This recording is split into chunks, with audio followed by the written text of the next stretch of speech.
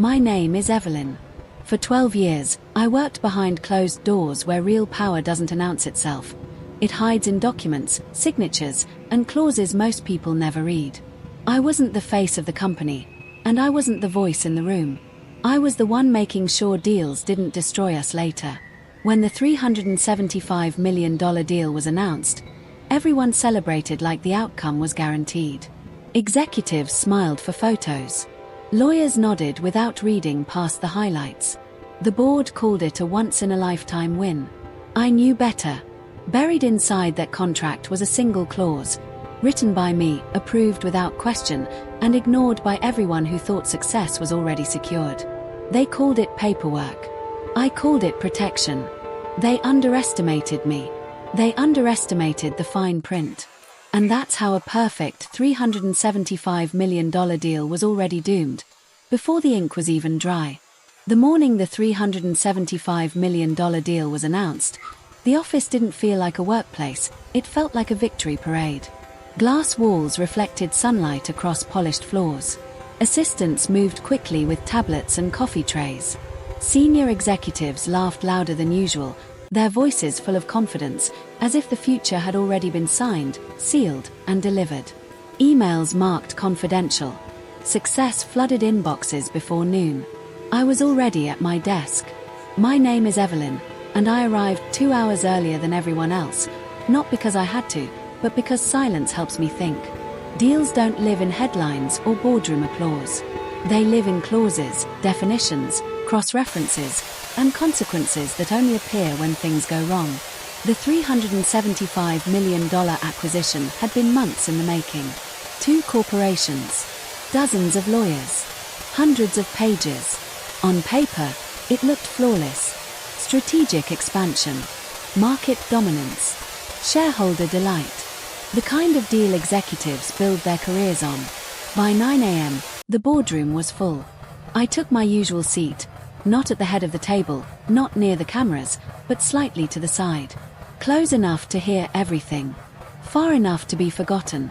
That's where I'd learned to sit over the years. Visibility invites interruption. Distance invites freedom. The CEO stood, straightened his jacket, and smiled. "Ladies and gentlemen," he said, "this is the deal that defines us." Applause followed. Not polite applause. Confident applause. The kind that assumes there's nothing left to discuss. PowerPoint slides lit up the screen. Charts went up and to the right. Risk assessments were labeled minimal. Legal review status read approved. Someone even joked about booking vacations early because bonuses were basically guaranteed. I didn't clap. Not because I wasn't impressed, but because I knew how fragile confidence can be when it's built on assumptions. As the presentation continued, executives praised each other's leadership. Names were mentioned. Credit was assigned. I noticed my name wasn't on any slide, even though I had personally reviewed every major section of the agreement. That wasn't new. I had learned long ago that people rarely thank the person who prevents disasters that never happen. Prevention doesn't make headlines. Collapse does. When the CEO asked if there were any final concerns, the room went quiet. This was the moment. I cleared my throat, not loudly, just enough to signal intent. "I'd like to flag one issue," I said calmly. "It relates to regulatory compliance in the post-acquisition phase." A few heads turned. Some didn't. The CFO smiled politely, the way people do when they're indulging someone they think is being cautious for no reason. "We've already cleared compliance," he said. "Legal signed off." "Yes," I replied, keeping my tone neutral.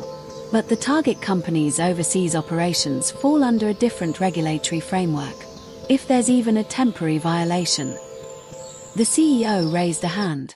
"Evelyn," he said, kindly but firmly, "we can't slow momentum for hypotheticals." There it was. The word executives love most when they don't want to listen. Hypotheticals. I nodded. Not because I agreed, but because I understood the rules of the room. "Understood," I said. The meeting moved on.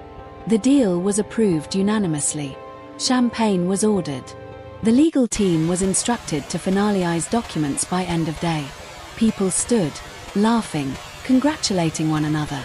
A few executives shook my hand, thanking me for the hard work. None of them asked what I had meant. That was fine, because while they were celebrating the headline, I was thinking about the fine print. Back at my desk, I opened the master agreement. Page after page scrolled by, definitions, representations, warranties. Most people skim these sections. I read them like maps. One wrong turn can lead you off a cliff. I paused at a section titled Regulatory Compliance and Termination Rights. This was where reality lived.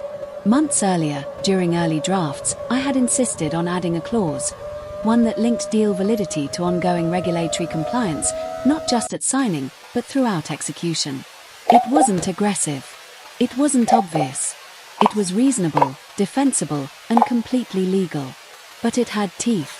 If the acquiring company, or its subsidiaries, were found to be operating in violation of certain regulations, the clause allowed immediate termination of the agreement without penalty. No fines. No arbitration. No renegotiation. Just collapse. At the time, I had explained it clearly. This protects us, I'd said in a smaller meeting weeks ago. If they cut corners after signing, we need an exit. The response? Fine, someone had said. Add it. No one asked how it worked. No one followed up. No one revisited it. They assumed compliance was a box already checked, not a process that could fail under pressure. I finalized the language carefully, cross-referenced it, made sure it aligned with jurisdictional law. Then I sent it up the chain. Approved without comment. Now, as the deal was being celebrated as inevitable, that clause sat quietly in the contract, like a loaded switch no one remembered installing. By late afternoon, the office was still buzzing. News outlets were already running stories about the acquisition. My inbox filled with congratulatory messages that felt oddly hollow. I packed up slowly.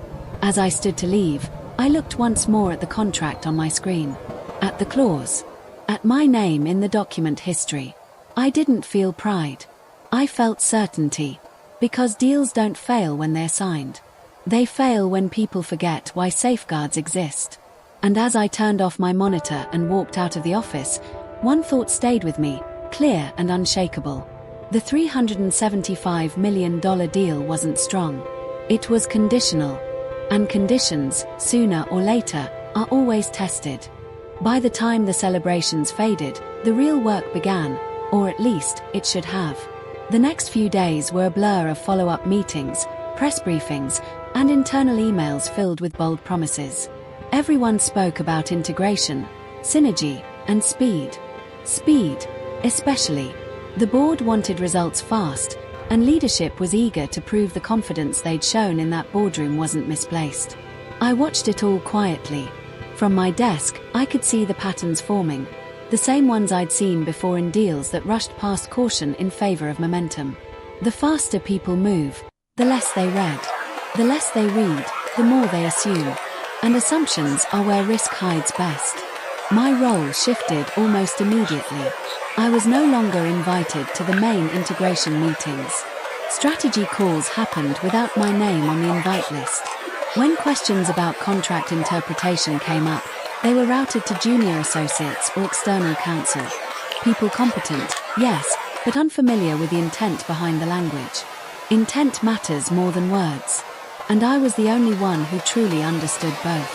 One afternoon, an email crossed my inbox accidentally, forwarded by mistake. It was from the acquiring company's operations team, discussing how to temporarily adjust certain overseas procedures to meet aggressive rollout timelines. Temporarily adjust. That phrase tightened something in my chest. I opened the attachment they referenced. It outlined a plan to bypass a minor regulatory step, not eliminate it, just delay it.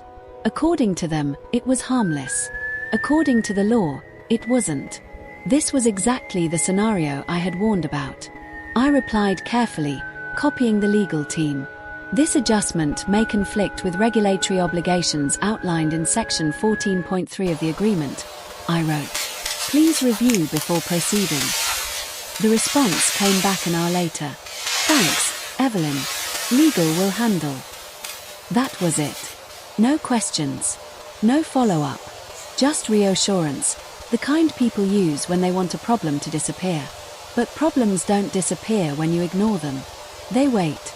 Over the next week, more signals appeared. Small ones.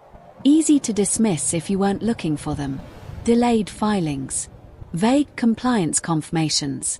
Language that danced around accountability without ever standing still. I documented everything. Dates. Emails. Attachments. Not because I was planning anything, but because this is what professionals do when they understand responsibility. If something went wrong, there needed to be a record of who noticed, who warned, and who chose not to act. Then came the meeting that confirmed everything. A senior executive announced that my involvement was no longer required on the deal. The integration phase, he said, needed streamlined communication. Too many voices slowed progress. I nodded as if I understood. In reality, I understood perfectly. I wasn't being removed because I was unnecessary. I was being removed because I was inconvenient. As I left the room, I felt something settle into place. Not anger, not fear, but clarity. The deal was moving forward without its safeguards, exactly as I had anticipated.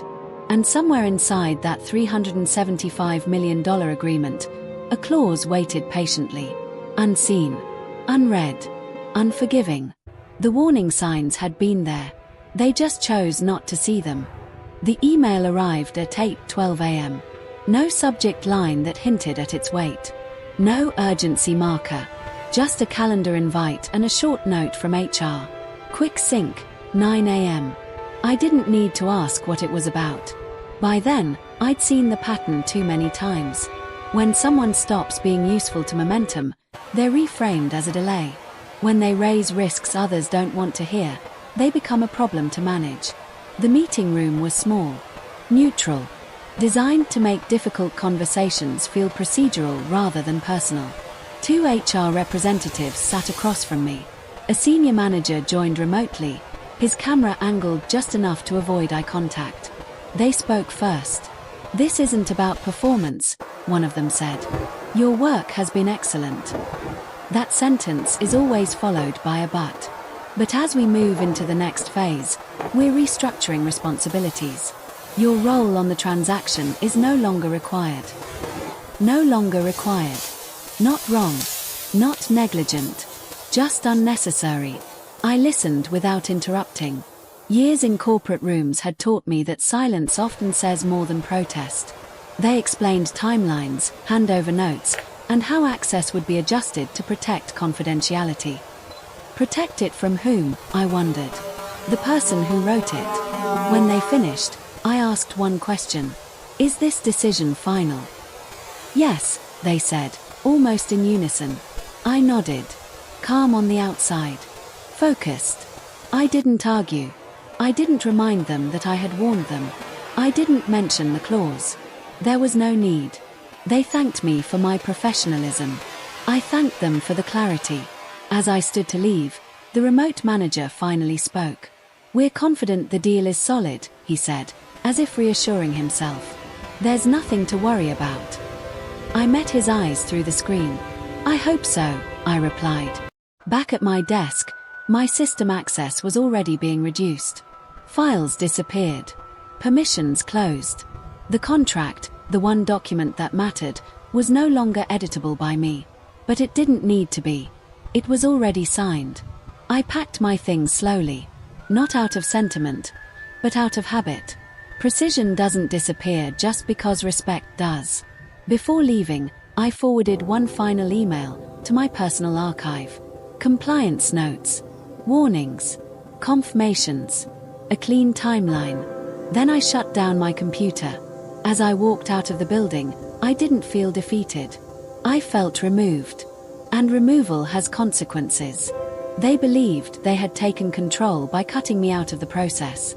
What they didn't realize was that control had already been transferred, quietly, legally, and irrevocably, into the fine print they never read. The deal was still alive. But it was no longer safe. It happened faster than I expected. 3 weeks after I was removed from the deal, the announcement came quietly. No press release, No internal celebration. Just a short operational update circulated among senior staff. Phase 1 implementation complete. Overseas rollout initiated. I read it from my personal inbox, forwarded by a former colleague who still trusted my judgment enough to keep me informed. That single line told me everything. Overseas rollout meant jurisdictional exposure. New vendors. New reporting standards. New regulatory eyes. It was the most fragile stage of the entire transaction, and the one they were rushing through to prove speed equaled success. 2 days later, I saw the confirmation. A public filing appeared on a foreign regulatory portal. Routine, almost invisible unless you knew where to look. The acquiring company had commenced operations without completing a required local compliance certification. Not permanently skipped. Just delayed. Just long enough to meet an internal deadline. To them, it was efficient. To the law, it was a violation. I opened the contract I still had archived. Section 14.3. The clause I had written, defended, and quietly protected. Any failure to maintain continuous regulatory compliance, including interim or provisional non-compliance, shall constitute a material breach. Material breach. No thresholds. No grace periods. No intent required. The moment the violation occurred, the deal crossed a line it could never uncross. I waited. Not because I was unsure, but because contracts don't enforce themselves. Someone has to notice. Someone has to document. Someone has to act. Within days, the signs spread. Internal chatter reached industry forums. Compliance consultants started asking questions. Regulators sent routine inquiries that were anything but routine. Still, the company pushed forward.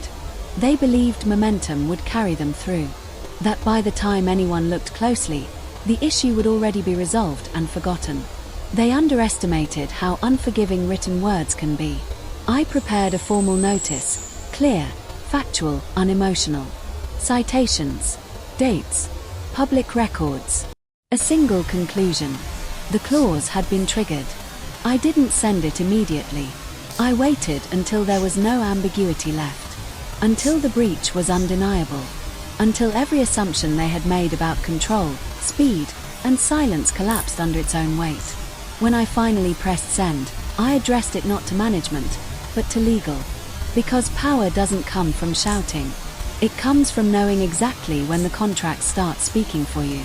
The response didn't come right away. For 12 hours, there was nothing. No acknowledgement. No automated reply. Just silence, the kind that follows when people are reading something they never expected to see. Then my phone rang. It was an unfamiliar number. But I already knew who it would be.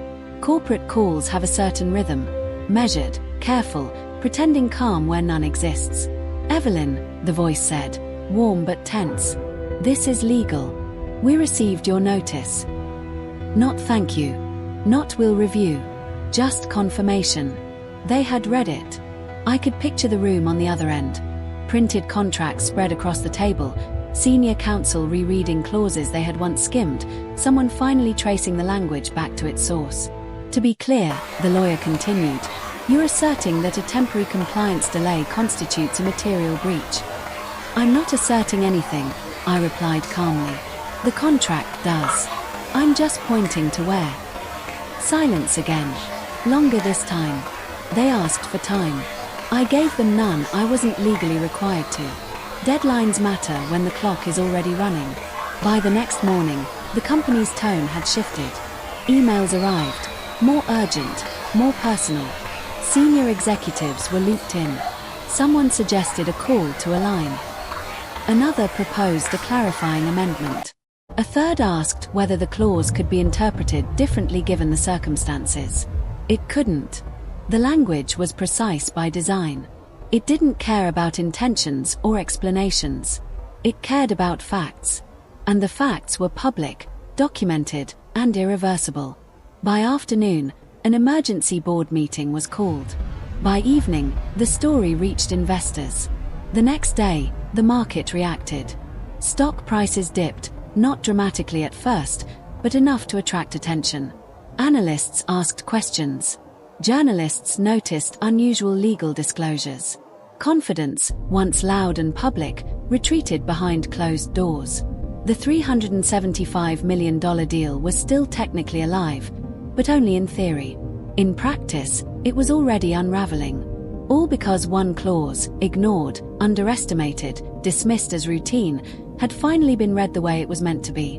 Not as paperwork, but as authority. By the fourth day, the company was no longer trying to deny the problem. They were trying to contain it. Legal teams worked through the night, drafting memos that used careful language, potential exposure, interpretive disagreement, non-material deviation. None of it changed the core issue. The breach had occurred. The clause had activated. And the contract didn't care how expensive the mistake was. I started receiving meeting requests. Not demands. Not orders. Requests. The same executives who had once waved off my concerns now wanted to understand my perspective. One message even thanked me for my attention to detail, as if detail had ever been the problem. I agreed to a single call under one condition: legal representation on both sides and a written agenda. No informal discussions. No hallway deals. If they wanted clarity, they would get it in the only language that mattered now: documentation. On the call, voices were controlled but strained. Someone asked whether the violation could be cured retroactively. Another suggested that regulators often show flexibility. I answered each point calmly. The clause didn't allow cures. Flexibility wasn't written into the contract. And regulatory leniency didn't reverse a factual breach. This wasn't personal. It was procedural. When someone finally asked, what would it take to move forward? I paused, not for effect, but for accuracy. At this point, I said, the agreement has already given you the answer. Silence followed. They had spent months negotiating power, leverage, and valuation, yet lost control because they dismissed the one person who understood the mechanism that governed it all. By the end of the call, nothing had been resolved. But something had changed. They no longer spoke as if they were in charge. They spoke as if they were responding to a document, to a process, to consequences already in motion. Damage control had begun. But damage, once done, doesn't ask permission before spreading. The first public sign came quietly, almost politely. A regulatory bulletin was released, routine in tone but devastating in substance. It confirmed what insiders already knew. The acquiring company had initiated operations in a restricted jurisdiction without completing mandatory certification. No accusations. No drama. Just facts. The market reacted instantly. By mid-morning, the company's stock dropped sharply. Analysts stopped talking about growth strategy and started using words like governance failure and oversight risk. News outlets connected the dots faster than the executives ever had. The $375 million deal was officially under review. Behind closed doors, panic replaced confidence. Emergency board meetings stretched for hours. External counsel was brought in, firms that charged by the minute and spoke only in worst-case scenarios. Everyone asked the same question in different ways. How did this get through? The answer sat in a contract they had approved without reading. Internally, blame began to move. Emails leaked. Decisions were revisited. People who had once spoken with authority now spoke defensively, explaining why they had trusted someone else to handle it. Then came the announcement no one could spin. The counterparty invoked the termination clause. Not renegotiation. Not delay. Termination. The deal collapsed under its own legal weight. No penalties. No compensation. Just a clean, devastating end. I watched it unfold from a distance, reading the filings, listening to the market commentary. My name was never mentioned publicly, but the clause was described as unexpected, as unusually strict, as overlooked. None of those words were true. It wasn't unexpected. It wasn't unusual. It wasn't hidden. It was ignored. And in that ignorance, a $375 million certainty became a very public failure. After the collapse, the company went silent. No celebratory emails. No confident interviews. just carefully worded statements and closed doors. The narrative shifted from ambition to accountability, and the question everyone wanted answered was no longer what went wrong, but who knew. Internal investigations began quietly, then expanded. Email chains were reviewed. Meeting notes resurfaced. Warnings that had once been dismissed as cautious now read like foresight. My name started appearing again. Not in praise, yet, but in footnotes. In document histories. In timelines that showed exactly when concerns had been raised and who had chosen to move forward anyway. The board demanded explanations. Executives who had championed speed over scrutiny were called in one by one. Some defended their decisions. Others blamed process. A few chose to resign before the questioning reached them. Externally, investors weren't satisfied with vague apologies. Shareholder calls grew tense. Lawsuits were discussed, then filed. Trust, once shaken, didn't return. Then came the message I had been expecting. A formal request. Not to rehire me. Not to blame me. But to consult. They wanted my interpretation, officially, this time. They wanted to understand the clause, its intent, and whether any path forward remained. The irony wasn't lost on me. I agreed, under new terms. Clear authority. Direct access to the board. And a reminder written into the contract. Recommendations ignored would still be documented. When the meeting began, no one interrupted me. For the first time, they listened, not because they wanted to, but because the cost of not listening had finally become impossible to ignore. The reckoning wasn't loud. It was thorough. The company that emerged after the collapse barely resembled the one that had celebrated the deal. Leadership changed first. 2 senior executives stepped down quietly, framed as strategic transitions. Others were moved away from decision-making roles. Committees were created, oversight committees, risk committees, compliance committees. Structures meant to replace the judgment they had once ignored. Processes slowed. Documents were read. Questions were asked twice. I remained involved, but at a distance. As a consultant, not an employee. I attended board sessions, not to steer ambition, but to translate reality.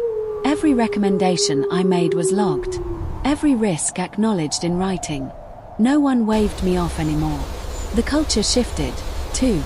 People stopped competing to speak first and started waiting to be sure. Caution, once mocked as hesitation, became policy. The word compliance stopped being an afterthought and became a requirement with teeth. Externally, the company tried to rebuild trust. New statements, new assurances, new leadership faces. The market responded slowly, skeptical, but watching. What struck me most wasn't the loss of the deal. It was how quickly certainty had turned into humility once consequences arrived. Power hadn't disappeared, it had simply changed form.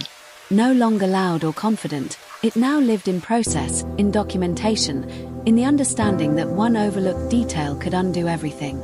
And for the first time, the company understood the value of the person who sees the detail before it becomes disaster. Part 9. The shift expanded. After the collapse of the $375 million deal, the company entered a phase no one had planned for, survival mode. The first visible change was leadership. Senior executives who had once dominated meetings with certainty and speed began stepping aside. Official statements called it realignment and strategic restructuring, but inside the company, everyone understood what it really was. Accountability had finally arrived. Board meetings changed tone. Gone were the bold promises and aggressive timelines. Now, every decision came with footnotes, caveats, and legal review checkpoints. Documents were no longer skimmed, they were dissected. Questions that once felt inconvenient were now mandatory. I remained involved, but everything about my position was different. I wasn't reporting to management anymore. I reported directly to the board. My role was no longer to support momentum, but to challenge it. And for the first time, no one tried to silence that challenge. Compliance wasn't treated as a formality anymore. It became the foundation. New oversight committees were formed. External auditors were brought in. Policies were rewritten to ensure that no single concern could ever be dismissed without formal review. Employees felt the shift immediately. Conversations slowed. Decisions took longer. But mistakes became rarer. Fear was replaced by caution, and caution by competence. Externally, investors watched closely. Trust didn't return overnight, but transparency helped. Each corrective step signaled that the company had learned, expensively, but genuinely. What changed most, however, was perception. Detail was no longer seen as obstruction. Silence was no longer mistaken for weakness. And speed was no longer valued over correctness. The company hadn't just lost a deal. It had gained an understanding, one written not in headlines, but in consequences.